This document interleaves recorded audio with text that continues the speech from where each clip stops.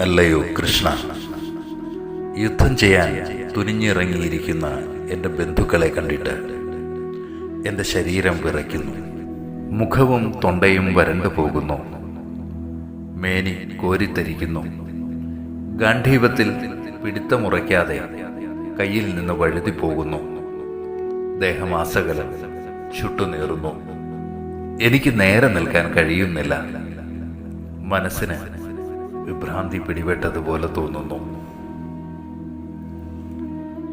സ്വജനങ്ങളോട് തോന്നിയ അപാര കൃപ മൂലം അമ്പും വില്ലും ഉപേക്ഷിച്ച് അർജുനൻ തേർത്തട്ടിലിരുന്നു. കരഞ്ഞുകൊണ്ടിരുന്ന അർജുനനെ ഒരു ഭാവഭേദവുമില്ലാതെ നിരീക്ഷിച്ച് മനസ്സിലാക്കിയിട്ട് ഹൃദയജ്ഞനായ ഭഗവാൻ പറഞ്ഞു, യുദ്ധത്തിന്റെ പ്രതിസന്ധി വാപിളർന്നു നിൽക്കെ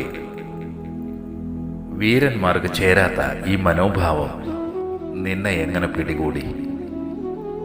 അത് ശ്രേയസിനെയും യശസ്സിനെയും നശിപ്പിക്കും. ജനങ്ങളുടെ മുമ്പിൽ പരിഹാസ്യനാക്കും.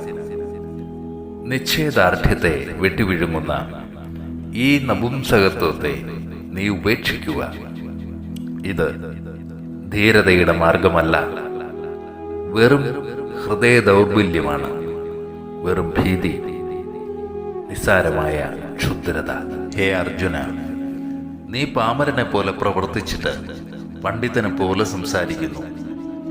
നാം ലോകത്തിൽ ജീവിച്ചിരിക്കുന്ന ആരെക്കുറിച്ചും ദുഃഖിക്കാൻ പാടില്ല. ദുഃഖം പ്രാകൃതമാണ്, നൈസർഗികമാണ്, ജന്തുസഹജമാണ്. അതുകൊണ്ട് തന്നെ അശാസ്ത്രീയവുമാണ്.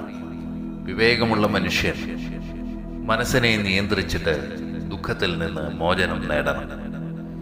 1000 കൈകളാണ് ദുഃഖത്തിന്.